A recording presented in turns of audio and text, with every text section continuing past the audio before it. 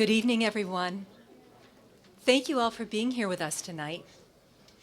My name is Sandra de Castro Buffington, and I'm Director of Hollywood Health and Society, a program of the USC Annenberg Norman Lear Center. We are so pleased to bring together this extraordinary group of experts for our panel, Never Say Die, 5 Simple Ways to Save a Life. The global health community has many tools at hand to prevent disease and to save lives. Storytelling is one of the most powerful tools of all. Tonight we will hear real stories of real people and the ways in which public health experts save millions of lives around the world. We'll also hear from TV writers who tell compelling global health stories and connect powerfully with millions of viewers who come back week after week for more. But these writers are not simply entertaining their viewers. Often they're teaching them something in the process. In fact, these shows can transform our society as a whole. And it always takes a deeply committed and visionary writer to bring a health storyline to life. Now, positive storylines have enormous power. The storytellers create our collective future and invent what happens in our culture. And today there is a growing trend in entertainment to look beyond U.S. borders, overseas, for information and stories. Writers are taking on topics with global reach and exploring in their storylines the ways different cultures and countries interact with one another. Today's pressing global health concerns make for truly compelling storylines on TV and in films. And these topics include vaccine-preventable diseases such as measles and polio, pregnancy-related illnesses and deaths caused by a whole host of preventable conditions, and other deadly illnesses like malaria, worms, and diarrheal disease. And while these health problems are still prevalent, there is progress being made in the fight against them. The health problems we're discussing tonight are preventable, with low-cost solutions that work. As many of you know, Hollywood Health and Society works with television writers to help them obtain accurate medical information from experts for their scripts. The Bill and Melinda Gates Foundation supports us in helping writers get accurate global health information in particular.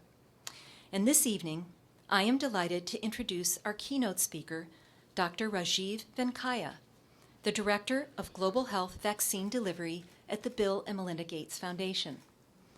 Dr. Venkayya is a pulmonary and critical care physician. At the Gates Foundation, he oversees late-stage development of foundation-funded technologies and public health interventions. He also oversees efforts to help expand access to effective health solutions to the most disadvantaged populations in the developing world. Previously, Dr. Venkayya served as Special Assistant to U.S. President George W. Bush and Senior Director for Biodefense at the White House Homeland Security Council. One of his key responsibilities was developing and implementing the U.S. strategy for pandemic influenza. Dr. Venkayya played a significant role in developing U.S. government policies in biosecurity, biosurveillance, public health, and medical preparedness, as well as the National Biodefense Strategy. He also served as a special advisor to the director of the U.S. Centers for Disease Control and Prevention. Tonight, he will speak to us about vaccines, some of the simplest, most effective ways to save lives around the world. Please join me in welcoming Dr. Rajeev Venkayya.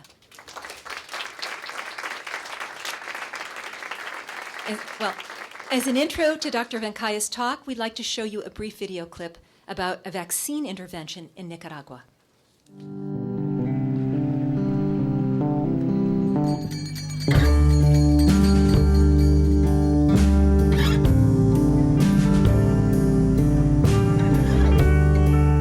Three years ago, we had high rates of diarrhea and severe dehydration.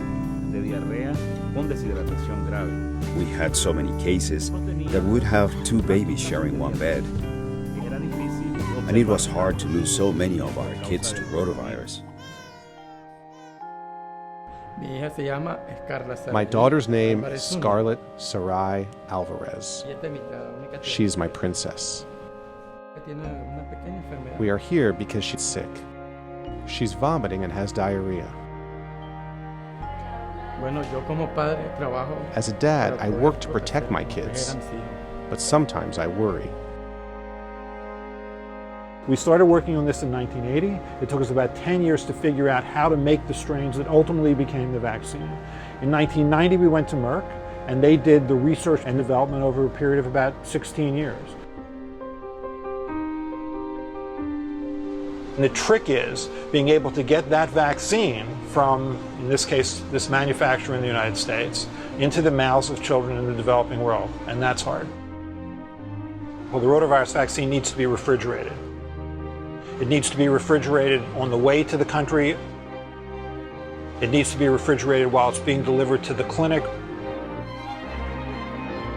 And then it needs to be refrigerated really right up into the time that it's given to the child.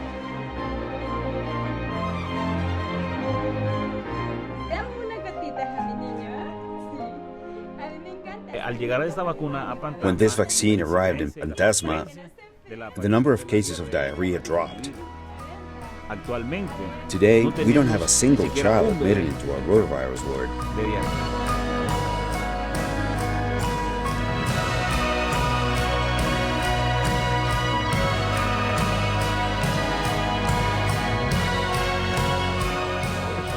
We are going home today. If she hadn't been vaccinated, she'd be a lot worse. She's 2 years old, and I hope she grows to be a strong and determined woman, a superstar. Right, my love?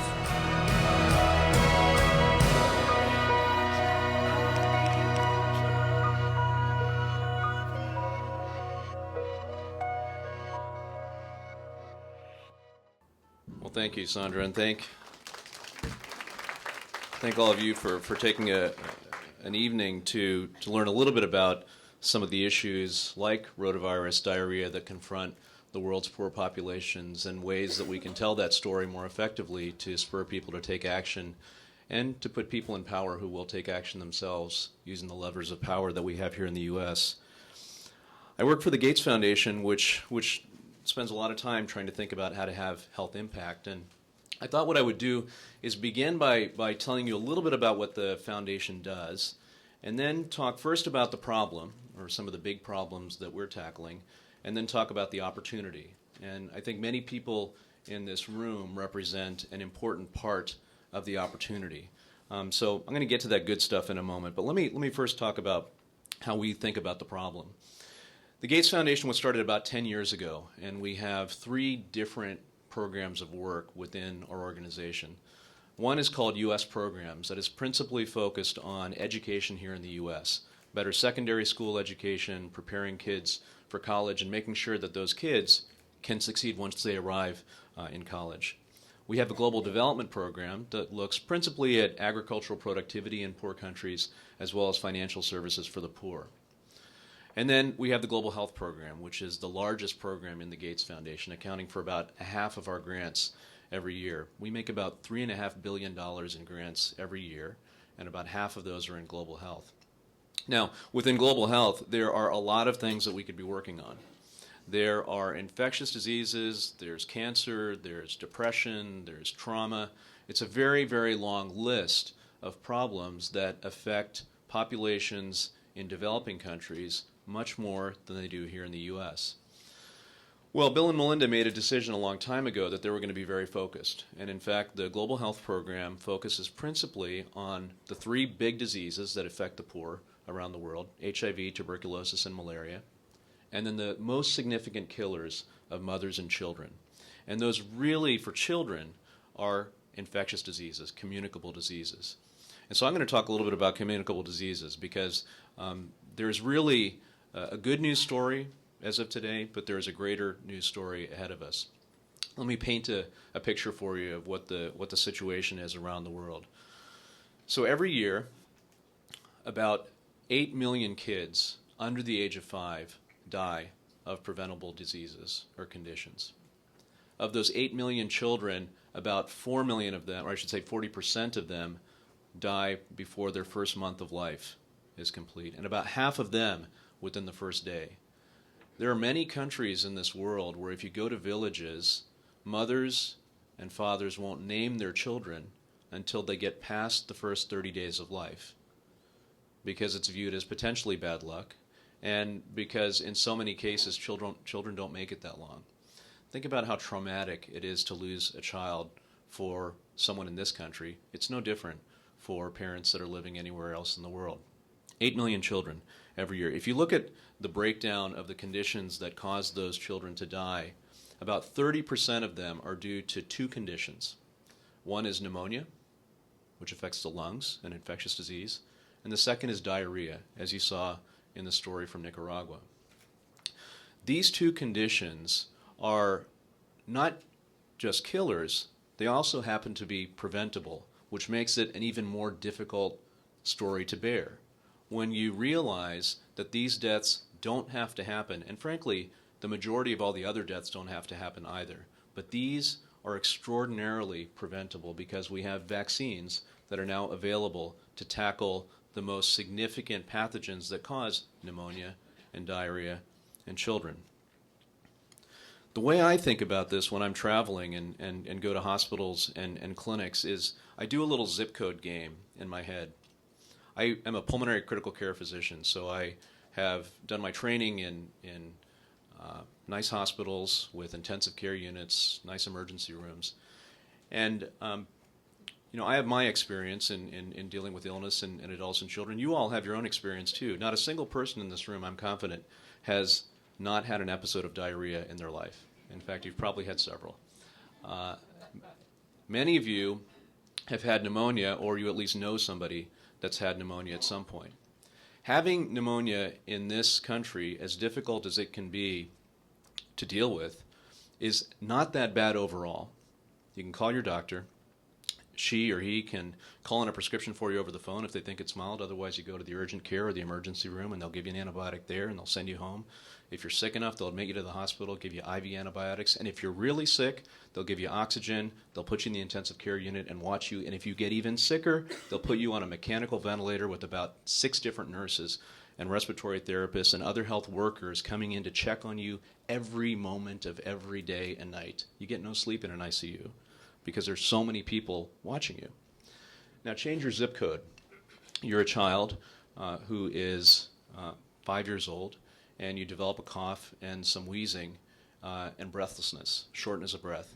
There are very few things in this world that are worse than not feeling like you can get enough air from breath to breath. Think about people that have asthma. 10% of you, 7 to 10% of you have asthma, so you have a sense for what I'm talking about. You have this condition, but your parents can't afford to take you to a provider, certainly not a physician. In most of the places that we're talking about and doing this work, there are no physicians. And so the best you're going to get is a chemical seller, a drug retailer, who probably doesn't have any medical training, who probably has no idea what is going to work and what's not going to work, no idea on how to assess the illness, may just give you 1 or 2 pills of an antibiotic that may or may not have an effect on the pathogen that's causing your infection. But even if they do give you the right antibiotic, if they only give you 1 or 2 doses, it's not going to be enough. If you get sicker, you go to a hospital, and there really aren't many people to take care of you. Certainly no doctor, possibly no nurse, certainly no antibiotics that you can give intravenously. And if you go to the intensive care unit, it's really a different room with a different bed, but none of the other things that I talked about. And so you die a death of breathlessness. I mean, this is the picture in developing countries. And I mean, I could tell you story after story of the zip code game, where I walk into a neonatal, quote-unquote, ICU, and, for instance, see a child that was born 6 hours ago, breathing 80 times a minute, not getting enough air, with no oxygen in sight, no heat lamp in sight, because there is no power, and who's dead by morning. So these are the kinds of things that are happening every day, every hour around the world. And what's remarkable is that people don't know about them. And so people in this country don't really spend a lot of time thinking about these things. The good news is that we have tremendous opportunities to change that picture. Just a few years ago, the number of children under the age of 5 that were dying every year of preventable causes was 10 million. So now we're down to 8 million. And we think we can drive that number much, much lower by implementing a number of tools, the most important and cost-effective of which are those vaccines I talked about against the things that cause pneumonia and diarrhea. These are vaccines that if you have children, your kids certainly got, and any child born in the last 10 years would have gotten. They tackle these agents that cause pneumonia and diarrhea. We take them for granted. In fact, we are so complacent in this country about vaccines that a lot of people think that we should just get rid of them because we haven't seen a lot of vaccine-preventable diseases in this country in so long that they're not even on our radar. Well, if you ever have a question as to whether vaccines are useful, take a trip to a developing country and see what happens when you don't have access to vaccines. See the children that die because they never had access to the tool that we take for granted here in the U.S. Now, some people would say, well, why do you need to use a vaccine that might be expensive? When I say expensive, this is $15 US for 3 doses or 2 doses of one of these vaccines for rotavirus. Why do you want to use a vaccine? Why do you want to go through all that trouble and expense? Why don't you just give clean water to all children? I would love to make sure that every child in this world had access to clean water. Nothing would be better in terms of making sure that we eliminated diarrhea as a significant cause of childhood illness. The problem is that you can't snap your fingers and get clean water to children around the globe. This is something that takes years and, more importantly, takes a lot of money and political commitment. And the reality is it's not going to happen overnight. We need to do it, and we should make those investments, and people in countries should, and donors should. But every day that goes by that clean water isn't making it to villages in developing countries, 1,500 children die of rotavirus gastroenteritis. So that's what we're up against. The answer is don't do one or the other. The answer is do both, and do both as quickly as you can. Now, there are some great success stories that we can point to. I talked about the drop in the number of preventable deaths in children under the age of 5. Another great success story in the vaccine game is smallpox. I mean, smallpox hasn't been on this globe for 30 years. Smallpox was the first infectious disease that we eradicated from the face of the earth. It's a horrible illness. About 30% of the people that are infected with the smallpox virus died when it was an epidemic. We no longer have to deal with that in this country. It's a race now to see what the next disease is that the next human disease that we're going to eradicate is. My hope is that it's polio. We have taken the number of cases of polio around the world down by 99% over the past 20 years. 99%. We're down to 4 countries that have never gotten rid of the polio virus: Nigeria, India, Pakistan, and Afghanistan. And because of the political commitment and resources in India, and because of the political will of the traditional and religious leaders and the political leadership in Nigeria, we are seeing spectacular progress on polio in India and Nigeria. Year over year, Nigeria's cases of polio have gone down 98% since last year. In India, the cases are down by 90% since last year. So the scoreboard is looking really good to take 2 of those 4 countries off the polio map very soon. That's a disease that's very close to eradication. Guinea worm, which I won't tell you a lot about because I don't have too much time tonight, maybe in the comments I will, is about to be eradicated as well. And there are a handful of others that we're very close on. Nobody knows about these things in this country. A few people do, but not a lot of people. And herein lies the opportunity. So we have in this room individuals who can touch the lives of many people around this country and even around the globe. When I first went into medicine, it was to have an impact on people's lives. And the reason I went from my clinical world to the policy environment in Washington, D.C., was because I wanted to expand my reach to touch more lives. And one way to do that is through policy change. And then when I went from D.C. to Seattle, the reason I went to my current job is because I wanted to continue to have an impact on a large scale. People that write stories can have exactly that kind of impact if you tell the story effectively. Now, some people say it's not good for business, that this kind of thing is not terribly compelling, or it's hard to stack it up against what you see on 24, or pick another show that's action-packed and really interesting and easily digestible. But I actually dispute that, and I would point to an example. I had to talk about a television show tonight, so bear with me. An example of a show that really drew me in because of its complexity, because it didn't try to paper over the hard problems, because it really dove in and exposed you to all the messiness and showed that these problems don't have black and white answers. And, it's not House, it's not ER, it's not Scrubs. It's actually Battlestar Galactica. And it's not the first Battlestar, which I think left me with permanent scars from my childhood. This is the new Battlestar, which is no longer running. But if you've seen it, you know that the people on that show are like real people. They have flaws. They actually, with a couple of notable exceptions, look like people in your neighborhood. These are people that you might meet on the street. And so I love the fact that they took on issues around religion and redemption and substance abuse and conflict, because all of those themes tied back to things that I was seeing day to day in real life here in my life. And they didn't shy away from those things. So 80% of the reason that I kept watching Battlestar was for those reasons. And the other 20%, if you want to know, is because of Tricia Helfer and Grace Park. But actually that has nothing to do with writing, so I'm not going to talk about it here. So I think that this can be good for business.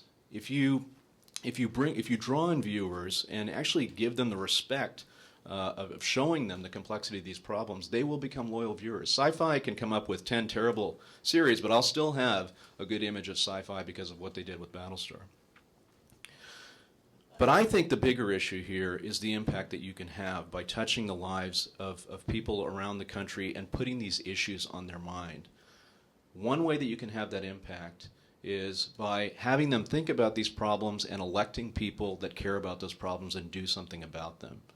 Leaders in this country who are willing to invest in HIV, tuberculosis, malaria, maternal, newborn, child health.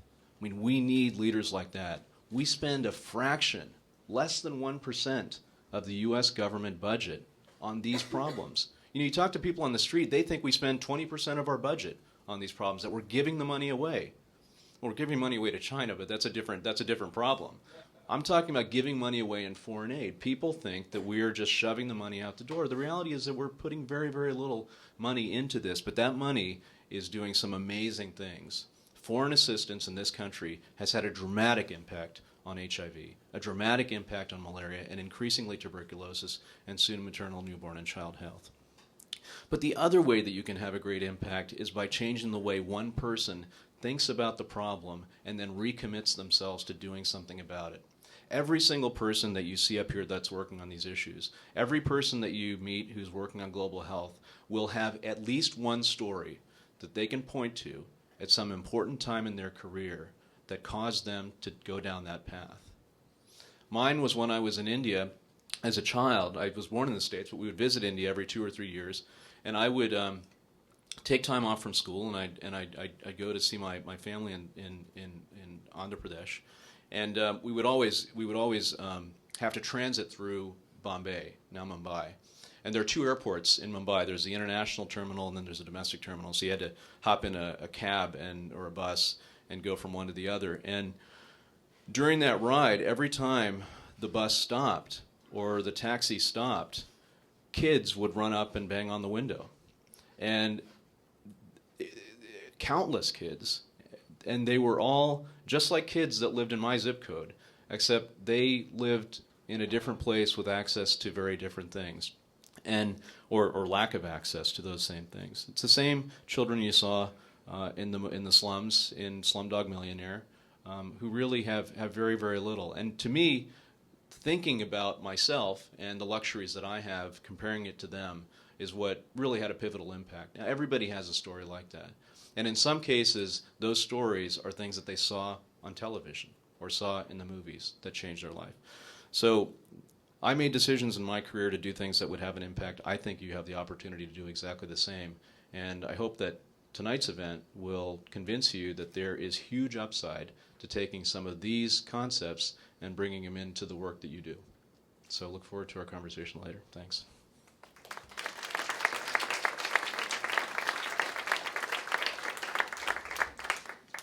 Thank you, Dr. Venkayya, and for your inspiring talk and for all the extraordinary work you do. Next, I'd like to introduce our distinguished panelists. First, we're thrilled to be joined by Dr. Paul Blumenthal. I worked with Paul at Johns Hopkins University in international reproductive health for many years, so welcome. He is now professor of obstetrics and gynecology at Stanford University School of Medicine. He also directs the section of family planning services and research at Stanford, as well as SPIRES, the Stanford Program for International Reproductive Education and Services. SPIRES provides training to family planning programs in 16 countries across Africa, Asia, and Central America. His wife, Lynn Gaffigan, who's sitting here in front, is a distinguished epidemiology and a dear friend, and she actually studies the transmission of human disease to chimpanzees. It's kind of a backwards approach, Lynn. They have lived in Kenya and Madagascar and have worked all over the world. And next, I am very pleased to introduce Dr. Stephen Ostroff. Dr. Ostroff is the director of the Bureau of Epidemiology at the Pennsylvania Department of Health and also serves as the acting physician general for the Commonwealth of Pennsylvania. Before these appointments, he had a 21-year career with the U.S. Public Health Service, spending most of that time at the CDC in Atlanta. And while at CDC, Dr. Ostroff was Assistant Surgeon General of the U.S. Public Health Service and Deputy Director of the National Center for Infectious Diseases. There, he was responsible for coordinating outbreak investigations and was also engaged in issues related to emerging infectious diseases. Tonight, we are also joined by some top-notch writers and producers. First, I'd like to present Dr. Neil Baer. Neil is a Harvard-trained pediatrician, co-chair of the Hollywood Health and Society Advisory Board, and executive producer of Law & Order SVU on NBC. He was formerly executive producer of the award-winning hit series ER. Neil has a personal commitment to global health and social justice. For years, he has given cameras to kids and HIV-positive women in Africa to empower them to tell their own stories. Neil mentored a young man from Mozambique, Alcides Soares, one of 500,000 Mozambican children who have lost their parents to AIDS. Neil worked with Alcides to help him make a documentary film, Mozambique. The film has screened in 38 film festivals in 6 countries so far. Neil also brings his commitment to global health issues to Law & Order SVU, and later tonight we'll show you a clip of an episode which examines conflicting viewpoints about vaccinating children for measles. And last but definitely not least, I'd like to introduce Larry Kaplow, consulting producer for the hit Fox show House. Larry attended the University of Rochester for English and NYU's graduate program in creative writing. For his work on House, he's received several Emmy Award nominations and a WGA Award for the Best Episodic Script. Also, Kaplow, with Elaine Goldsmith Thomas, recently sold a drama pilot to CBS. Congratulations, Larry. He'll speak with us tonight about his upcoming House episode called A Pox on Our House. In the show, a medical impossibility becomes reality as the threat of a smallpox outbreak affects House and the rest of the Princeton Plainsboro Hospital. The show airs on November 15th, but we're getting a sneak preview tonight. So please join me in welcoming all of our distinguished panelists. And now I'll turn this over to our moderator and panelist, Dr. Neil Baer. Thanks, Sandra, and thank you for your keynote address. It raises really important issues that all of us writers need to think about in addressing global health issues. We'll be talking about that tonight from various perspectives, from physicians who are in the field and doing research in these areas, and from 2 of us who are writers who are attempting to write about these issues as well. And then we'll hear from each person. I'll ask a question or 2, and then we'll turn it over to you all at the end to ask some questions. So hold your questions till the end, if you would. So we're going to begin with Dr. Paul Blumenthal, who is an expert on family planning, which is, believe it or not, a very easy way to prevent many, many different kinds of medical problems around the world. And it's something that we don't often hear much about these days, but it's very critical. So Dr. Blumenthal, please present to us. Thanks very much. It's always a little unnerving when you're called an expert. In my world, an expert is someone from out of town with slides. But I don't know, no slides tonight. I'm really pleased to be able to come and talk with you about family planning. And we can sort of put family planning and contraception together. One is sort of the technique and one of is the program. And it's interesting that when Rajeev was talking about vaccine programs, family planning is also a real one world program. And just like talking about vaccines, making a vaccine is one thing.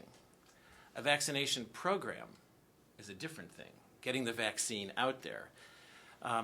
You could argue that family planning methods, contraceptives, are in essence vaccines.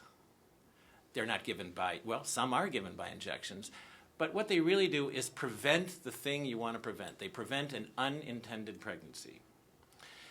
Worldwide, unintended pregnancies exist at the level of about 210 million a year. 30 to 50% of these unintended pregnancies will contribute heavily to maternal mortality. And one of the simplest ways to reduce maternal mortality is to provide people with family planning. We have lots of methods. We have lots of different venues through which we can provide them. But if you think about it in terms that probably relate to your everyday lives, and one figure was given on the vignette, if you look at how many women die from pregnancy-related causes every year, it turns out that it's equivalent to about 3 747s going down, loaded with women, every day. And that works out to be about one woman dying from a pregnancy-related cause every minute. It's a huge number of women that suffer, and often in places, in villages, in maternity cottages, in their homes, where much of this could be prevented by prenatal care, institutional deliveries, and family planning. When I say institutional deliveries, I mean having women deliver at an institution where the very top cause of maternal death, postpartum hemorrhage, can be addressed.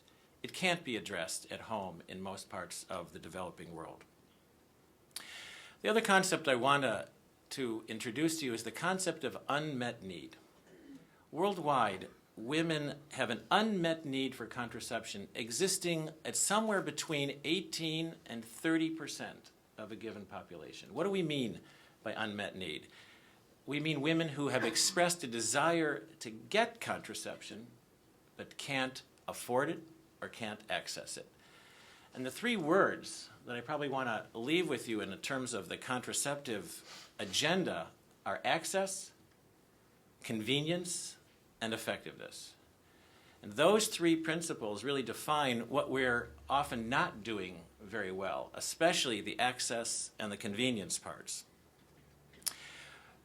One of the important aspects about family planning, whether it's in the United States or abroad, is women don't often enough have access to a place where they can get family planning. In the United States, this is often insurance related. Women can't access a method of family planning because they don't have insurance, and there aren't enough venues anymore where family planning methods can be provided free of charge, so they go without. In the United States, our unintended pregnancy rate is about 50%. About 50% of all pregnancies in the United States are unintended.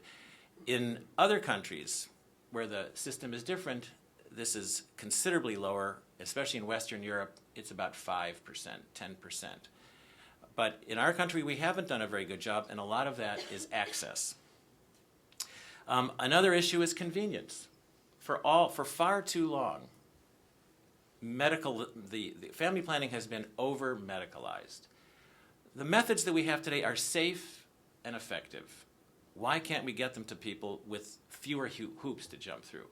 Let me just give you one example. Why isn't the birth control pill over the counter? Anybody know? I mean, there are only 4 things that a method of that any pill or any medication that wants to go over the counter has to do. It has to have easy to read instructions, easy to follow instructions. A woman or a person has to be able to identify their own contraindications. If, for example, why shouldn't you take this medication? So in the case of birth control pills, one of the only things out there anymore really is a stroke or a risk for stroke. So most women can probably figure out whether they're having a stroke. And taking the pill, 1 pill every day, that's a pretty easy to follow instruction. The other thing is there should not be any potential for abuse. Now, I can tell you that you can kill yourself with aspirin, but you cannot kill yourself with birth control pills. And they're not addictive. So, and the fourth aspect of an over-the-counter medication is that you should be able to recognize dangerous side effects when you're having them. And so you ask yourself, why isn't the pill over the counter? It's largely political. And I was a history major in college and really thought I would go into medicine because it was one of the few things that was apolitical. But it showed you what I knew. One of the interesting things about family planning, and I think this probably applies to all of us who deal in the world of public health, is that there's a real difference in approach between what we do in public health environments and what happens in the clinical environment. Larry Capel and I were talking a little bit about House just before the event began. And you know, the beauty of House is the elegance of the diagnosis. Everything is about what's wrong with this patient and how are we going to diagnose it. And public health is all about the intervention. It's not about the diagnosis. We don't test women for fertility if we want to give them a method of family planning because we assume that they're fertile, and the intervention, all the benefit is with the intervention, not with the diagnosis. It would defeat our purpose to prove that someone was fertile in order to give them a method of family planning. So in public health in general, the same is true, and definitely true for vaccines. The public health approach is all about the intervention and not necessarily about the diagnosis. In many countries, not only do you have access issues, but you have supply issues. Resupply, what's sometimes in the business called contraceptive security. I don't know whether the Office of Homeland Security got all involved in contraception yet or not, but the issue of resupply becomes important. Most countries don't have enough stock of birth control pills. So what happens is a woman may come to a clinic, request birth control pills, but she's only given a 1-month supply because that's all the stock they have in order to provide enough for all the women that might want to come. And this has led to a real revitalization, a real resurgence in interest in what we call long-acting reversible contraceptive methods. These are typified by the IUD, which some of you remember from the past, and the implant, the subdermal implant. And I've got some examples of these on the table over there. Don't hurt yourselves. They're samples, so they won't work. And just to show you sometimes how acute this need is for contraceptives among women who can't afford them, we have women who have helped themselves to our diaphragm samples in the clinic, even though they have a hole in them, because they need something that will work for them. So don't take those home with you. They're not going to work. But for example, if you just look at this, I just brought with me a sample of one of the IUDs that's available in the United States and worldwide. This is an IUD that's actually loaded with a progestin. It's one of the 2 hormones that's commonly in birth control pills. And it comes in a very handy-dandy inserter. And by the way, most of this kind of healthcare is provided by nurses in developing countries. They do they carry all the water, if you will. And they do most of the heavy lifting in healthcare. But this is a very simple device where this just sort of deploys like this once it's inside the uterus. And this little device is forgettable, is what we call a forgettable contraceptive. Because once it's in, there's nothing for the woman to remember. And one of the ideal times, and this is something that's very new for us in the family planning world, one of the ideal times to insert an IUD is actually at the same time the woman is having a baby. It's one-stop shopping. Baby out, placenta out, no second baby, IUD in. And for women, especially rural women in developing countries, this could really be a game changer because the provider is there, the woman is there, there's no accessories necessary. You don't even really need a light. You don't need a speculum. And it's something that there are a lot of agencies that are working on this right now because it really could be the next big thing in family planning. In Uganda, we have a project way out in rural Uganda where the gorillas live. Gorillas with an O. And these women have a really hard time getting to a clinic. They're way out there, but there is a hospital that women can go to, reside in a dormitory prior to the delivery, and then at the time of the delivery, we're now offering them postpartum IUDs. There seems to be tremendous interest in this one area. In the 4 years prior to our beginning the project, 2 IUDs were inserted. In the month after we provided the training, 8 were inserted, which may not be big numbers, it's not in the millions, but it's a start. And when the word gets around, people, if you build it, they will come. The other method that's really become really very, very popular is the contraceptive implant. And I have here just an example of what one of the inserters looks like, and it's really just like a large bore IV. It's a needle, and inside this needle is a little implant that's about the size of a matchstick. I don't know if you can see it, but there's a sample of it, though. It's very flexible and bendable, and where the IUD, this IUD lasts for 5 to 7 years, this implant, which you can really insert at a bus stop, I mean, it's really just whoosh, whoosh, in and out with the implant. Think about this is almost like an injection, but this lasts for 3 to 4 years. Nothing to remember. The effectiveness is very high.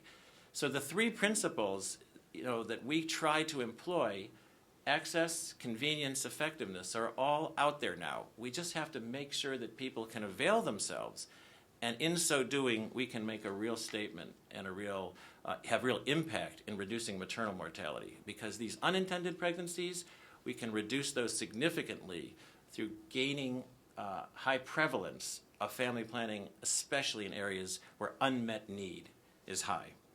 I want to leave you with the fact that looking around the room that, looking at especially the men, there are approximately 720 billion sperm released into the world every minute. I mean, I wanted to be able to compete with the numbers, and we're talking about the federal deficit, so this isn't a deficit, this is a surplus. And so, we have our work cut out for us. Unfortunately, male contraceptives just not have kept pace with what we're able to offer for women. There's a lot of work still being done in the world of male contraception, but we're just not there yet. And like any other sort of vaccine, if we could vaccinate the men with a method, well, the vector, since we're talking about those kinds of things, wouldn't be there, and we could even prevent unintended pregnancies on both sides of the gender equation.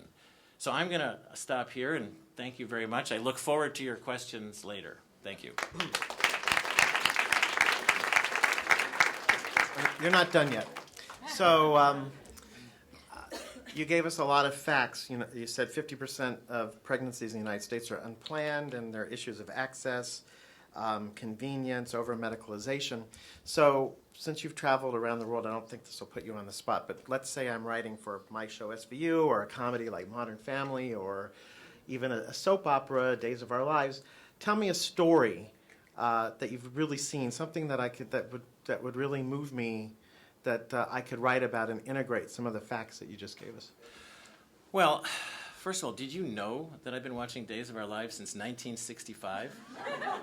No, but I knew sure many of Julie us when have. she was in high school. Well, I'd say that one of the, let me give you a high and a low, if I can. As an obstetrician gynecologist, there's nothing that's a bigger high, even in my advanced age, but than delivering a baby, of a wanted baby, to parents who are welcoming it into the world. There's nothing that gives us a bigger high than that clinically. One of the biggest lows is delivering a baby of a teenager or someone who had not planned on that pregnancy and who, as soon as the baby is born, looks away, doesn't know what to do. That's really an impetus for us to provide better family planning. And recently I can tell you that when we have instituted the postpartum family planning methods, one of the vignettes is of a woman who's delivering her 9th child in rural Uganda, and the program is offered to her to give her this IUD postpartum. And the look on her face once she had received the method and knew she was going home with protection against unintended pregnancy that would probably last her for the remainder of her reproductive years, it was almost a transcendent expression of thanks.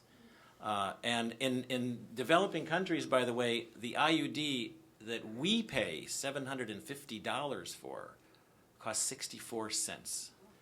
So if you think, this is immensely cost effective, and I think that kind of the gratitude that women feel that I've experienced when getting a family planning method that allows them to take care of their family, allows them to be productive in the workplace, is worth all the effort we put into it.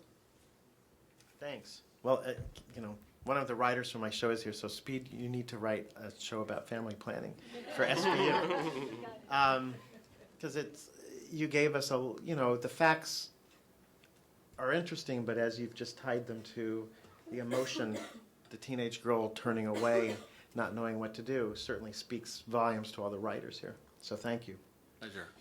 So we're going to proceed with me. You've heard a lot of facts so far. 210 million unwanted pregnancies, 8 million children die every year. I could tell you that there are 20 million AIDS orphans in Africa. According to the UN, there are about 2.5 to 3 million kids in Africa who have HIV/AIDS. Of those, about 350,000 are actually receiving treatment. You probably didn't know that. Only about 10% still. And what are you thinking when I'm telling you all those numbers? Nothing went through your mind. Nothing. Because we can't hold those numbers in our head. I don't know what that means, 20 million AIDS orphans. I could kind of take you through that, and I could say if you were flying on an airplane into Los Angeles Basin at night and you saw all the twinkling lights as you're coasting in, and you multiplied that by about 5 times, then that would be the number of AIDS orphans in Africa, and you sort of start then to get a picture. But we're so number oriented in our lives, and those numbers really don't hold much meaning for us, I would contend.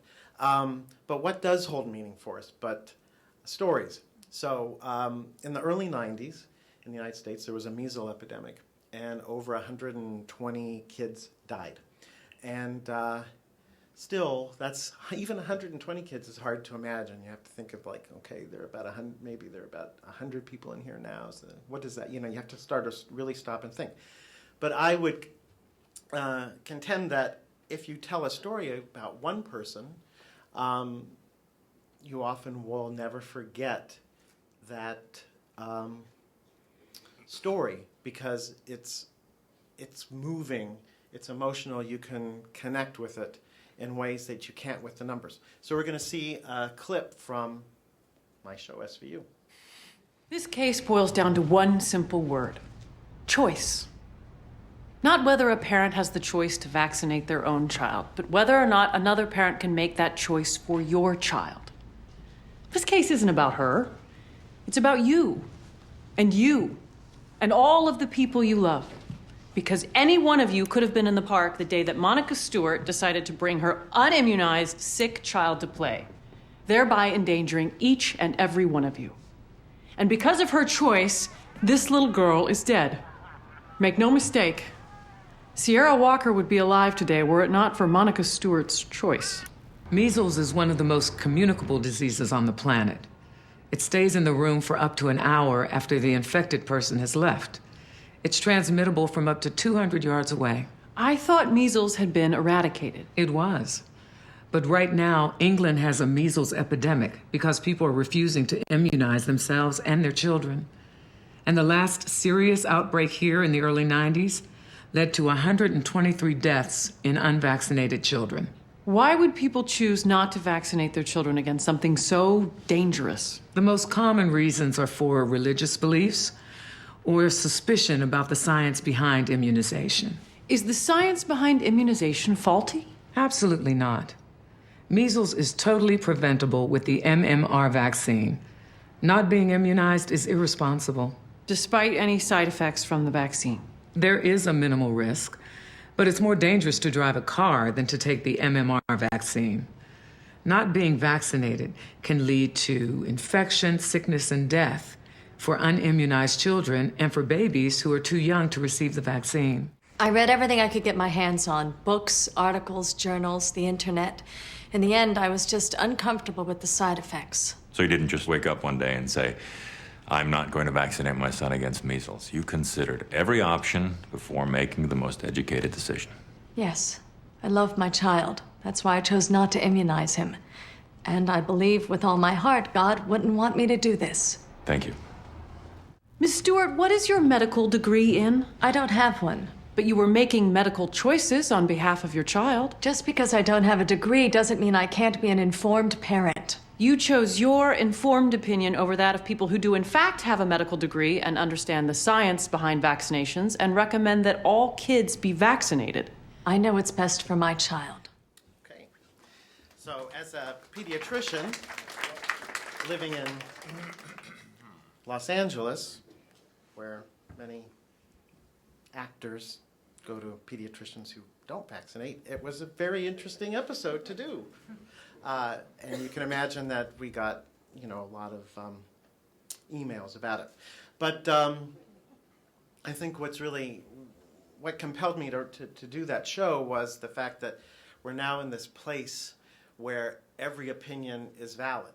And if it's scientific, it's valid just as much as one's own belief is valid. And we start to head down some real slippery slopes because everything is okay.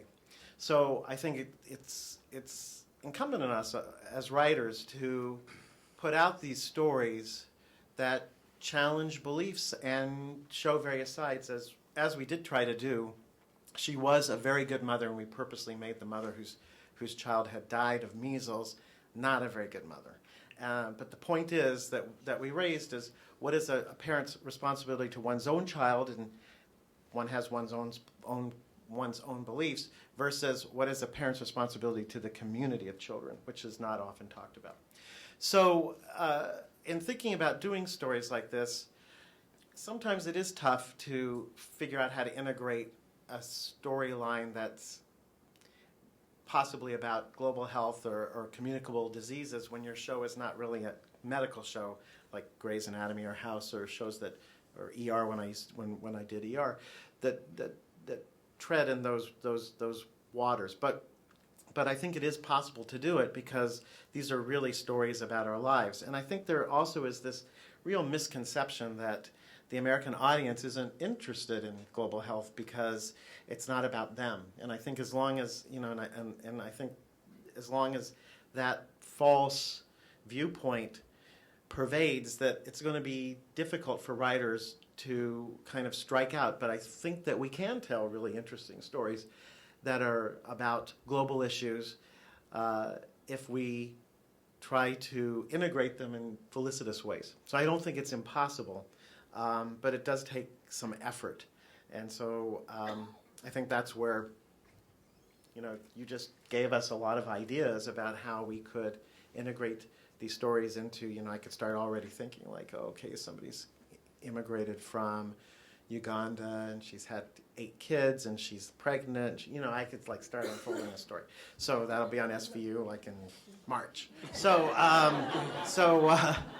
I'm very fortunate to have that opportunity to do that. But I think the challenge for all of us as writers is how to sort of broaden our perspective. As a pediatrician, obviously, I'm interested in these issues, so it colors the kind of work I do. But you don't have to be a doctor, as Larry will tell you in a minute, to write for a medical series. So with that, I'm going to move on to, I guess I'm not going to ask myself a question. Okay. Do you want to ask me a question, Sandra? Okay. So where do you get your inspiration for these kind of obscure stories? For the measles, I wouldn't say is obscure, but we get we're really lucky because I always ask as part of my deal that we have a full-time researcher. So we research, and get as much information as possible. When we did this story, we actually did talk to you all, Hollywood Health and Society, to get accurate information so that we're not putting out things that are not true. Everything we said about the measles epidemic in England and people not getting vaccinated is true, according to the CDC. But you have to believe somebody. But we get our inspiration from we don't rip from the headlines like, well, the mothership sunk, but or like Lola, the newest version. We don't rip. We get inspired by sort of the gestalt of society. So we look at areas, particularly in health areas that where there are challenges where people don't agree. So we've done a number of shows about abortion and access to abortion, and we really, I guess, the best answer is we start with the question: should teens be allowed to have abortions without telling their parents? Should a young woman be allowed to get contraception over the counter? We've done that. Is torture ever justified? Is there ever, does a woman from a culture that performs female genital mutilation have the right to continue to do that in this culture? So we just ask questions that don't have easy answers, and I think that's kind of the secret for our show, that it takes us down a story trail then, and we really kind of explore we hope we are exploring the nuances that that contribute to what seems like a simple question that has no easy answers. So thanks. All right, so Dr. Stephen Ostroff. Thanks very much. It's really a pleasure to be here for several reasons. One of them is coming from the East Coast. I can tell you that we had our first frost yesterday in the morning before I left, and so it's wonderful to be out here in beautiful, sunny, warm Southern California, but I didn't quite think it was going to be this warm. The second is that I have been a tremendous admirer of the work that's done by Hollywood Health and Society right from its inception when I was at CDC. And I can tell you that as a frontline public health practitioner, and now that I work at a state health department, I'm either closer to the front line, that I don't think that you all really realize the impact and power of the work that you do, particularly when you weave in some of these very effective public health stories into your shows. It's extraordinary to me when I go around Pennsylvania how many people will say to me that they saw something in House, or they saw something in Neil's show, or they remember this storyline on General Hospital, or whatever it happened to be. And when they're done really well, you do a tremendous service to all of those folks out there who need this type of information. So I never mind coming out here to be able to participate and be with you. I have the unenviable task of having to talk about 3 different things, and I'll say that there's all of these wonderful props over here, and so I would suggest that, after the presentations you go over and look at these wonderful things, because it puts some of this into perspective. And the 3 things that I was asked to talk about was bed nets, oral rehydration solution, and deworming. I'm going to start my comments. I'm kind of like Dr. Blumenthal, that I always have difficulty when I don't have access to a PowerPoint presentation. But I usually start, when I give presentations, I start with a quote. And this kind of feeds off of what Neil was just saying. And the quote that I thought that I would use for this presentation was, "One death is a tragedy, but 1,000,000 deaths is a statistic." And it's really a wonderful quote, and believe it or not, it's by Joseph Stalin. And who would have guessed that Joseph Stalin would have made a quote like that? And I have tried, because I'd used this quote before, to figure out what he was referencing. And I can't tell whether he was referencing all of the deaths that occurred in World War II in the Soviet Union, or whether it was all of the deaths that he was responsible for as a dictator in the 1940s and the 1950s. But I think when you hear a quote like that, it sort of puts things into perspective, because very often those of us in public health tend to focus on these quirky sort of onesies and twosies that happens. I'm guilty of that when I'm in Pennsylvania, because we've had a whole series of them that we've expended a phenomenal amount of time and effort on. We had a case, for instance, of Lassa fever earlier this year, one of these hemorrhagic fevers that, sort of the Ebola mode, and somebody who went over to Liberia. We recently had a couple of cases of infant botulism that was from we think that was from a homeopathic teething capsule. Both of them had been exposed to the same capsules at the same time, but these are kind of like the onesies and twosies. But it sort of makes you realize that back behind these onesies and twosies, there's this tsunami of illness that goes on over and over again on a day in and day out basis throughout the developing world. And that's where you can really have an impact in some of your public health interventions, the things that are being done by Bill and Melinda Gates Foundation. Of these three different topics, the one that probably is the least recognized and the one that's sort of nearest and dearest to my heart is actually deworming.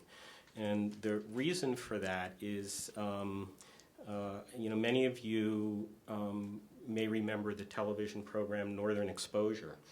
And the premise of Northern Exposure was that you had this guy from New York who ended up working in a clinic in rural Alaska because he was doing a scholarship payback from medical school. And I was Southern Exposure.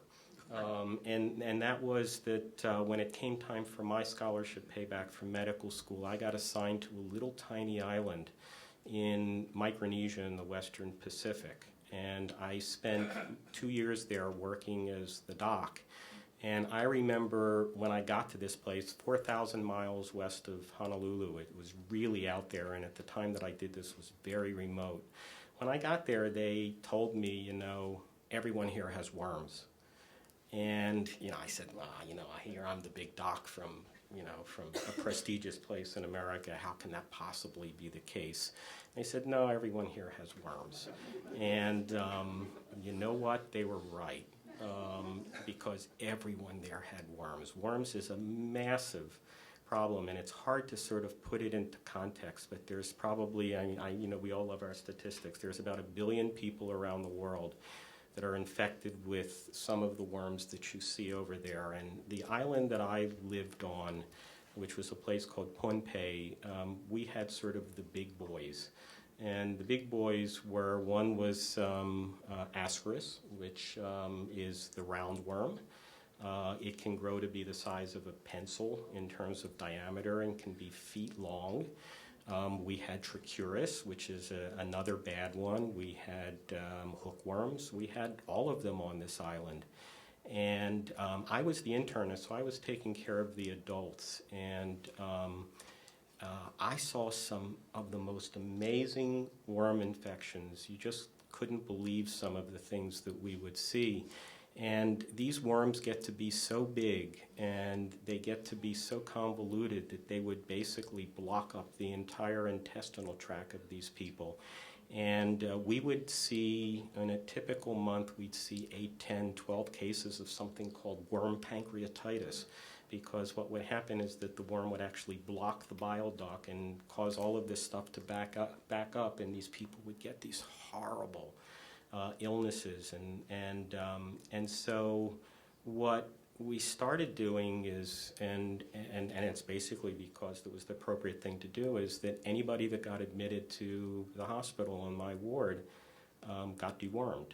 And the worms that would come out of them would be shocking. I mean, I realize you all just had dinner, so it's difficult to talk about it, but what was even more horrible is, and you know, you told me to tell stories, what was even more horrible is that if somebody would die on my ward, and it didn't really happen all that commonly, because in that society, if you told somebody that you told the family that somebody was going to die, they would take them home and they wouldn't die in the hospital. But if they occasionally did die in the hospital, after they died, the worms would crawl out of every place. And so you'd see them coming out of their nose and coming out of their mouth, and it was just so amazing to me to see what these worms did. And part of the reason that it was such a problem on this island, I don't know if many of you, a lot of folks have heard of kava. Kava is a common drink in Fiji. Well, in the island that I was on in Micronesia, we had the equivalent to kava. It was called sakau. Sakau is made from the roots of the pepper plant. And what you do is you take the roots of the pepper plant, you pound it with water, and then what you do is you sieve it through a hibiscus leaf. And when you do that, it makes it sort of mildly narcotic. And it's a very common thing that people drink throughout the Pacific. Well, unfortunately, the roots of the pepper plant are loaded with the eggs of these worms. And so people who drank this stuff would infect themselves over and over with these worms. And it was really, epidemiologically, it was a remarkable phenomenon. And the other interesting aspect of this is that the most common cause of admissions to my medical ward when I worked on that island was chronic pulmonary disease, chronic emphysema and bronchitis. And I couldn't figure out why so many young people had this. And it was because of the worms, amazingly. And because one of the things is after you ingest the eggs of the worm, they bore through the intestines and then they transit through your lungs. And then what happens is when they transit through your lungs, they set up this inflammatory response, and these people get these horrible episodes of bronchitis and exacerbations of their emphysema. And then what happens is you sort of cough them up, you swallow them, they go back into your intestinal tract, and that's where they become adults. It's really one of these amazing stories. But this is a phenomenon that reproduces itself over and over and over again all through the tropical parts of the world. And the biggest problem that's associated with worms is actually in children, because one of the things that happens with these worms is that they do several things to kids. They're generally not killers, but they do several things. One of them is they sap your nutrition. Everybody sort of knows the tapeworm story, but they sap your nutrition. And so kids that have very high worm burdens have very stunted growth. They produce anemia. And they also affect their ability to learn. And it's been very well demonstrated that kids who have excess worm burdens do more poorly in school.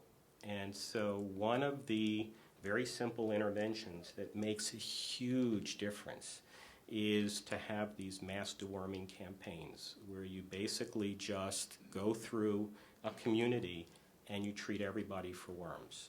And it's been very well demonstrated that if you do this on a routine basis in parts of Africa and parts of Asia and parts of the Pacific and parts of Latin America, you will have taller kids, you'll have stronger kids, you'll have better educated kids, and you will deal with a lot of problems with anemia. So it's really one of these remarkable interventions, and it's a very, very simple, very, very cost-effective intervention. And so I would urge all of you to go look at these horrible worms, because there's just hundreds of millions of these people around the world that are shedding these things and have these in their bodies every single day.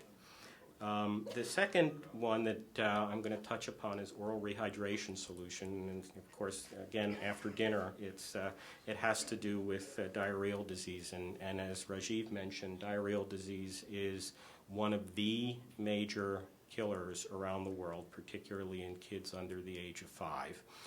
And for a long time, there was a belief that when you had severe diarrheal disease that you had to use IV rehydration.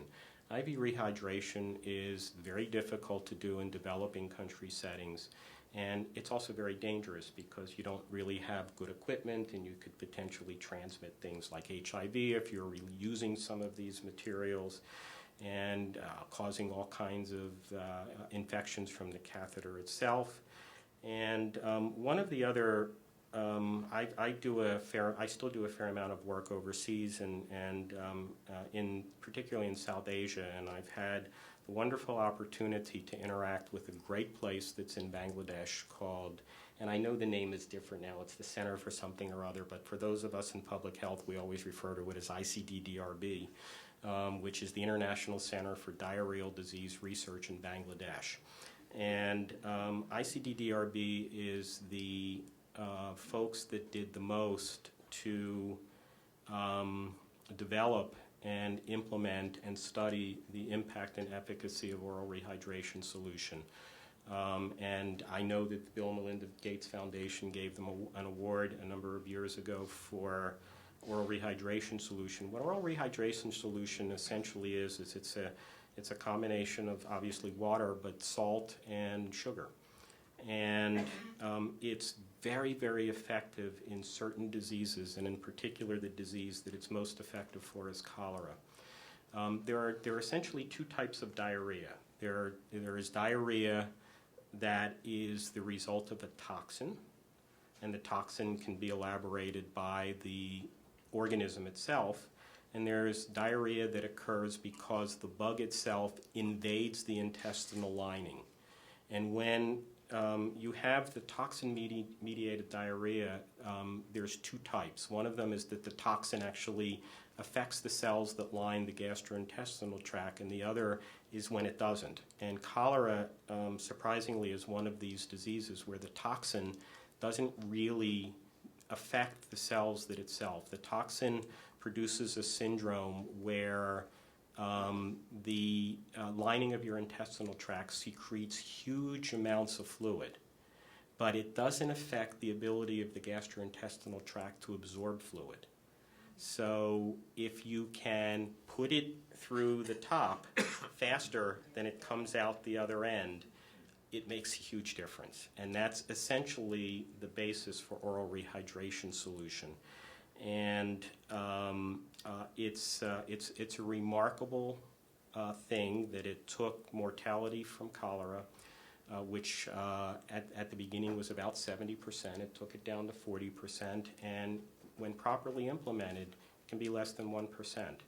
And many of you are probably watching very closely the current situation in Haiti with the emergence of cholera in Haiti, where there's now been close to 5,000 cases of cholera, and I think that it's 300 or 400 deaths related to that, and if you do the calculations, that's about a 7 or 8% mortality.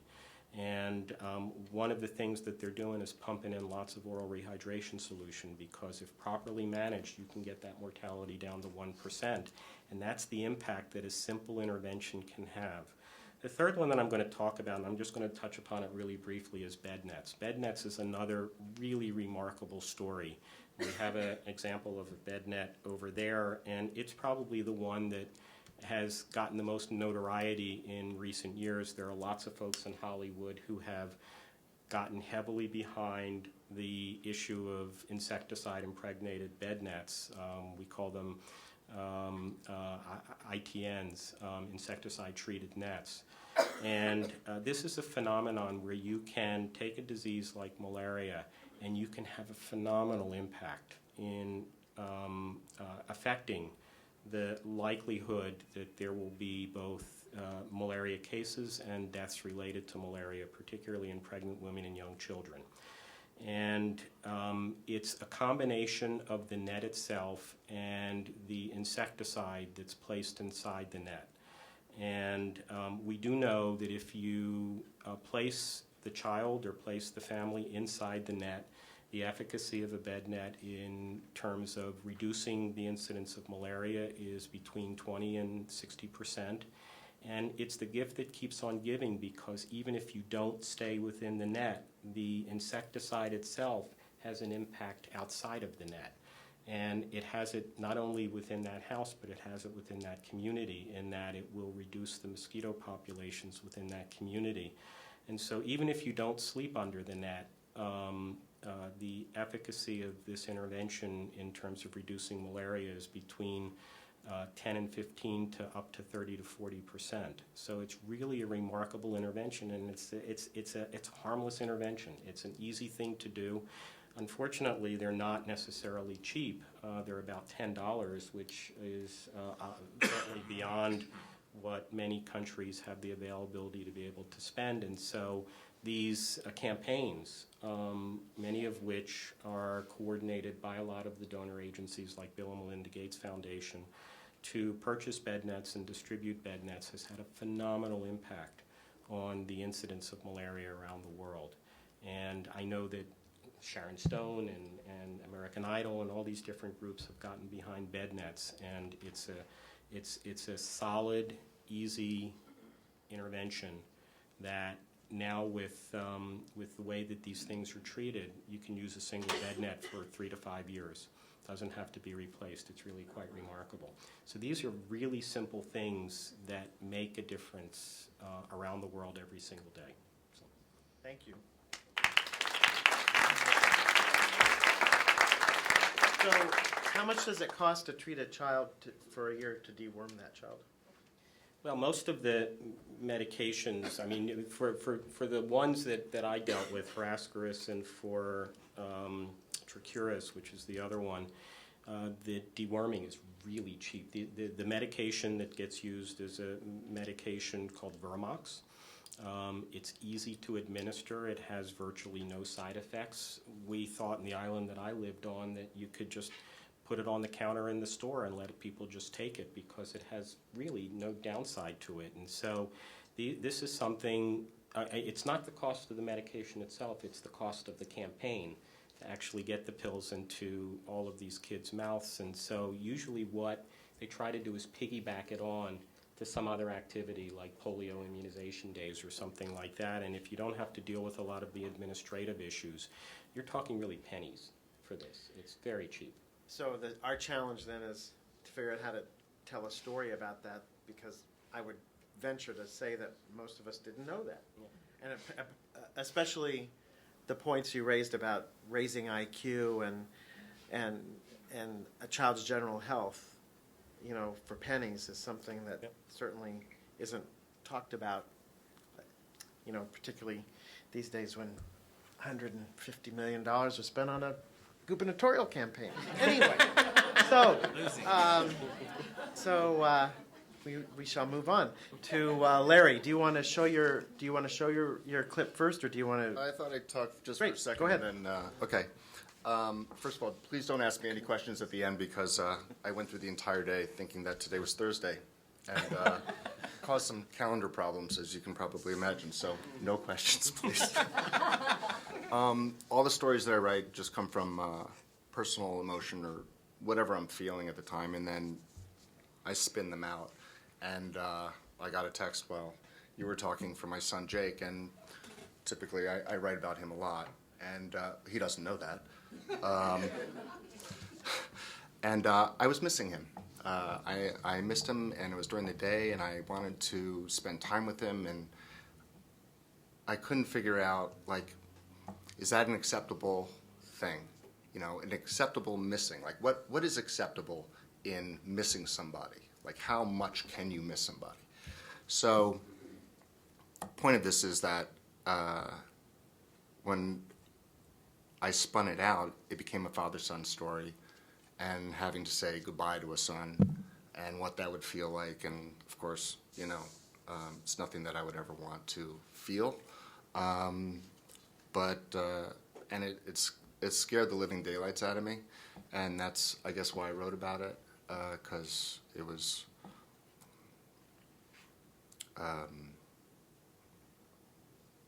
scary. So in year 7 of House, which, I'd love to take credit for it, but I'm just one of 12 writers. David Shore created the show, and there are a bunch of executive producers and staff that helped craft these stories. So we've expanded the liberties that we've taken medically in order to tell certain stories. And even in year 1, smallpox was kind of like this big softball just hanging out there, begging to be hit. And in year 7, well, I think now is actually a good time to show the clip. So with Hollywood Health and Society, we got in touch with the CDC, and we had a lot of conversations, and I got a bunch of doctors in headlocks and said, how do I make this happen? And we made it work for this episode.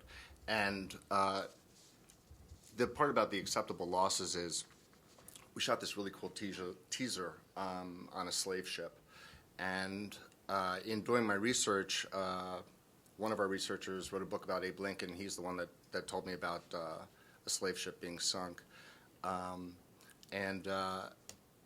There were acceptable losses. They would literally throw slaves overboard that were sick. And sometimes they would lose, I don't have to go through the whole thing, middle passage of, 15% or 10% losses on these journeys.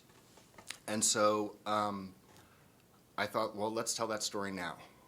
So tell that same father-son story, me missing Jake, with a father saying goodbye to his son on a slave ship because he knows he's going to get tossed overboard, and then make that modern day and have that parallel and make it all dovetail and all that stuff and make it look nice. And I think it worked. I think it's a pretty good episode. I think I'm done with my presentation. Well, I think other people from House have been here and warned you that I ask questions, so I'm not going to. I won't ask you any questions. I think they told you that I maybe asked hard questions in the past. So and also thank you so when is this on? November 15th. 15th. All right. So TiVo it, unless you're watching it on the air, which probably now only a certain percentage do. So thank you very much. And we have a few minutes for questions from anyone. Yes? My question is for Drs. Venkayya and a little bit Dr. Ostrov, and also then for the writers. How much does religion and religious fanaticism affect what you're able to do, how you're able to make changes? And then for Neil and Larry, can you take that on? Can you take that on as unrestrictedly as you would like to in order to tell these stories, given our current climate? Well, maybe I'll just start. I guess it depends on I won't go too close to the term fanaticism. Let's just say religious beliefs. And I think in our world, religious beliefs do often are sometimes at odds with public health goals. And I think a good example of this is in Nigeria, where the polio campaigns suffered a great setback when there was a sense that when some of the religious leaders told their congregations, the people that listened to them, that this was an effort to sterilize mothers. The polio drops or the polio campaigns were an effort to sterilize their children, and so they basically shut down the campaigns, and we saw a resurgence in polio as a result of those efforts. And I think that one of the lessons learned in that episode was that you really need to put yourself in the shoes of the people whom you're working with, and I think that as long as you see the population as having irrational views, you're not going to make any progress. I mean, to them they're not irrational views, they're just different views, and that may not be your own views, but the longer you ignore those differences, it's just to your detriment. And I think once the communities that are working on polio got that and started to truly engage religious and traditional leaders in Nigeria, you saw a real sea change in the willingness of the population to be a part of this. And so that's just one example. I mean, there are many others that you could talk about, and certainly there are issues around religious beliefs around things like family planning and I guess to some degree immunization and population stabilization that do infuse the dialogue in global health. We at the foundation are willing to take on some of these issues if it's important enough, but we don't go looking for a fight, if you will. We do.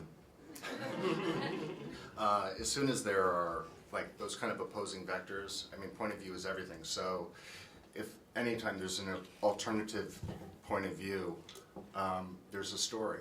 So the trick is, how do you humanize someone and let's say it is a fanatic, or how do you humanize that person? That person is a human being, perhaps with a family or whatever it is. How do you make the audience empathize with that person, see that point of view, and then just let them fight for 42 minutes?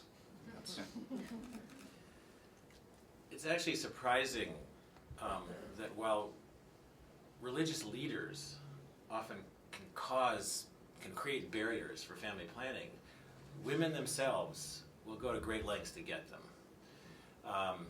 Depends on what they're, often in my experience, and those colleagues that I work with in these kinds of areas, it depends on how enfranchised they feel in society, what they have to live for, really, and what has become their ideal family size. And they will transcend often what their religious leaders are telling them in order to protect their family, as it were, and create a better life for themselves. The Catholic Church, even within the Catholic Church, there are sects that take a very practical approach. And one of the urban legends of family planning, and I came across this in the Philippines, where for a while sterilization was very popular. Sterilization was a very heavily accessed method of family planning. You would say, well, why? And one of the doctors with whom I was working said, well, you only sin once. So you sin, you get sterilized, you've sinned, you ask for absolution, you're forgiven, and that's it. But with birth control pills, it's every day, and it never stops. And that's but in some cases the religious, in this particular case it was the Jesuits who were sort of taking this practical approach to this. They were saying, well, there's a way out of this. In some cases there was a really, and people often don't know how close the church came to actually approving contraception. There's a really great Australian TV show out there, I don't know if any of you see it, called Brides of Christ. Yes. Don't ask me why I found this in the video store. It had a very lascivious looking cover. My wife was away. But it tells the story of this convent school in Sydney or Melbourne, I think it was, and the nuns, the sisters, were preparing for what they thought was inevitably going to be the decision of the Vatican Council to approve contraception, because it was natural. Birth control pills are natural. They're hormones, and you have a period just like every month. And the Vatican Council actually ruled this way. Pope Paul VI, John the 23rd having died, overruled it. Sort of like what the FDA did to emergency contraception several years ago. So in our experience, religious leaders can often create a barrier. Like Rajeev was saying, if you get to them, and you can often reason with them, and a very good example of this was cervical cancer, the vaccine, the cervical cancer vaccine in the United States. A lot of fundamentalists were raising the specter of promiscuity, and this vaccine was going to make teenagers promiscuous. And some of the reproductive health groups went to these religious leaders, and the company went and said, we're talking about cervical cancer, the second largest killer of women in developing countries, and the number one cancer killer in developing countries of women. we're talking about cervical cancer. Is that a risk you want to take? And they actually really backed down and actually did not interfere at all with when it really came, when the vaccine was approved. The vaccine has made great inroads into adolescent health programs.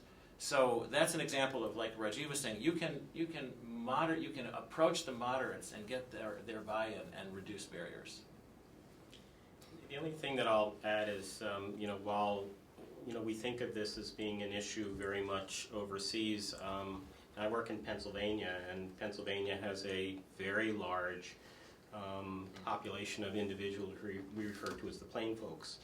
That's the term that gets used for the Amish populations and the Pennsylvania Dutch populations, many of whom very much disdain medical interventions and in particular vaccinations, and they are some of our best customers in terms of disease outbreaks, unfortunately, and we see the entire array of problems and very severe problems because of their not wanting to avail themselves of some of these appropriate public health interventions.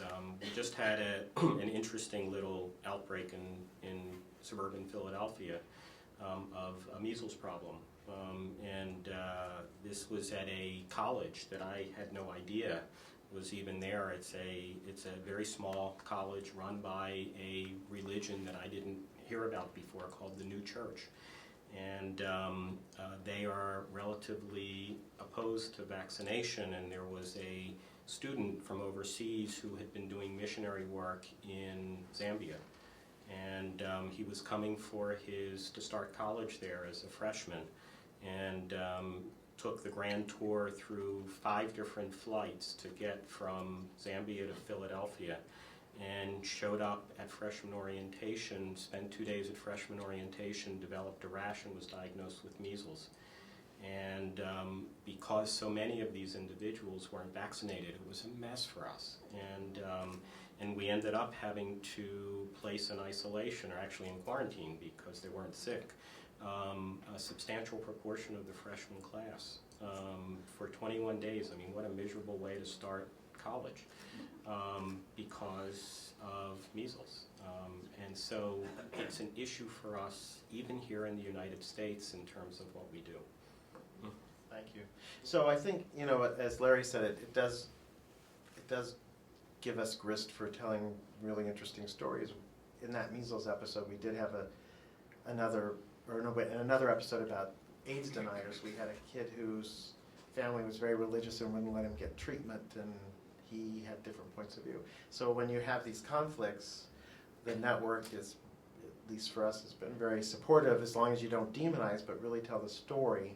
I'm not talking about balance per se. I'm kind of afraid of that word, but it's about perspectives that various characters have that can enrich the discussion, because I think we're at this place where we don't have conversations about these things. Do we have like one more? So, or a couple more? Okay, go ahead. We have the same question. We're married. Thanks. Yes, we're WGA members, and we're here tonight actually because, to speak to what you said about your thing about saying goodbye to your son. We actually had to have that kind of conversation with ourselves 2 years ago when our son was diagnosed with progressive infantile scoliosis. I don't know if any of you are familiar with it, but it's a rare form of scoliosis that can kill a child very quickly because the spine will curve and crush their heart and lungs in a matter of months. Our son went from straight to about 61 degrees curve in a matter of months, and we were very lucky in that we found an organization that got us the right care, but we were almost slipped through the cracks, and we were so stunned at how bad the medical advice we got from top West Side doctors was. With Writers Guild help. Yeah, our insurance is the best, and we ended up going to a Shriners Hospital in Salt Lake City. But the point of this is we produced a PSA with Peter Gallagher that's now playing on cable stations around the country, and really we came here tonight to see if either one of you two guys would be interested in potentially doing an episode or a part of an episode about this. Story. Not our story, but the story of progressive infantile scoliosis. It's basically, if you think of the Hunchback of Notre Dame, that's what he had. But worse. But worse. And the way that it's treated in this country and around the world is so ass backwards because there's a very simple cure for it, which is a series of corrective plaster casts that, if they're applied early enough while the child is under 2 years old, will get the child back to a straight spine, and they won't need any more care. And it's very cheap. It only costs a casting table plus the plaster and a trained orthopedist. Or there's the surgical route where they insert titanium growth rods that you have to expand every 6 months and lead to 100% complication rate, and the child ends up 5 to 7 inches shorter with diminished lung capacity.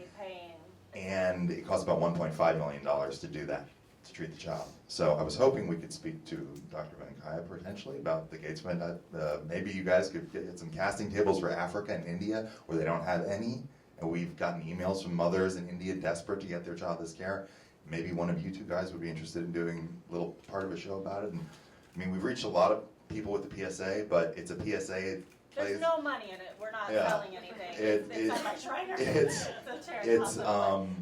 You know, getting 7 or 8 million people watching it on a Thursday night is a lot better than just the 30-second PSA that people fast forward on their DVR. So anyway. So the PSA, we can show you 30 seconds, or it's on YouTube. But that's what I mean. Thank you. Well, as you can see, parents are the best advocates. Seriously. But you should talk to, you should talk to Sandra about it, because she's the one who talks to all the shows in Hollywood. Yes? Right now I'm working in the homeopathic nutritional field, and there seems to be a war between natural nutrients, plants, vitamins, and the pharmaceutical industry. Do you guys ever find yourself in a position where you want to give up the pharmaceutical and start to do some development of the natural products, like aloe vera oil or aloe vera and certain other known natural ingredients, so vitamin A? Or do you strictly deal with the pharmaceutical people? Because there seems to be a big war now. The FDA is really cracking down on a lot of homeopathic medicines, or the coffee and all that stuff. So, of course, it's to the doctors. Well, I can't speak to the war. Certainly, in clinical medicine, we're obligated to pay attention to what we would call the evidence base in terms of the value of treatment A against treatment B, and how does the evidence base stack up. And often the homeopathic approach, looking at through a clinical medical lens, doesn't necessarily stack up as well as some clinical approach, given the way that we, the clinical field, might look at it, might investigate it, which isn't to say that they might not be effective, but our way of showing that they're effective is kind of limited. Certainly the war between, if you see a war between pharmaceutical industries and homeopathic approaches, well, it's likely to be about money, like everything else. But what I can tell you is that in clinical medicine, we take plants and natural products seriously. I mean, the birth control pill comes from sweet potatoes. That's the original progestin in the sweet potato. I mean, in the birth control pill comes from yams from Mexico.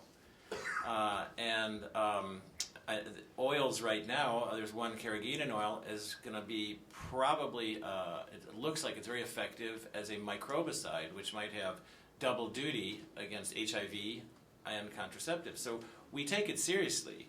We just need to be able to prove it to our own clinical satisfaction that it's going to be, the benefit is worth whatever it might cost or the risk.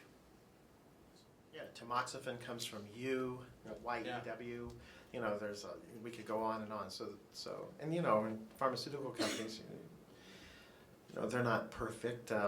GlaxoSmithKline, they just pay $700 million for some problems they had, $750 million. So it's a complex situation. Do you have anything you want to add? Well, I think along similar lines. I mean, look, we at the foundation are doing everything we can to make commodities that treat diseases of the poor cheaper. But at the end of the day, you have to have rock solid evidence that something is safe and effective, and that trumps cost, always. And the challenge with homeopathic remedies is that we just don't have the evidence base. But if the evidence base was there, sure. I mean, I think if it stacks up against other ways, then we principally work on preventive interventions and do less on treatment. But if it stacks up well against existing tools that we have, then we would certainly consider anything. But it's really gaps in evidence that prevent us from doing that. And look, we have evidence that folate, a B vitamin, prevents spina bifida and various other kinds of neurogenic diseases. So we make sure when we do prenatal care that mothers to be take folate. So I think we're going to wrap it up. We really appreciate your coming, and we hope we've inspired you to think about some of the really easy ways one child or hundreds of millions can be saved. So thank you for coming tonight. Please take a minute and fill out the evaluation cards in your packets. If you need a pen, we have them on the table, and if you drop your evaluation cards in the box out there, we'd really appreciate your feedback. If you haven't seen it yet, feel free to stop by and see the squirmies and contraceptive methods and other uterus and things like that over there on the table. For the writers out there, please know that you can call on Hollywood Health and Society anytime you're doing a health storyline. We'll be happy to help. And I want to extend a warm thank you to all of tonight's speakers. Thanks so much.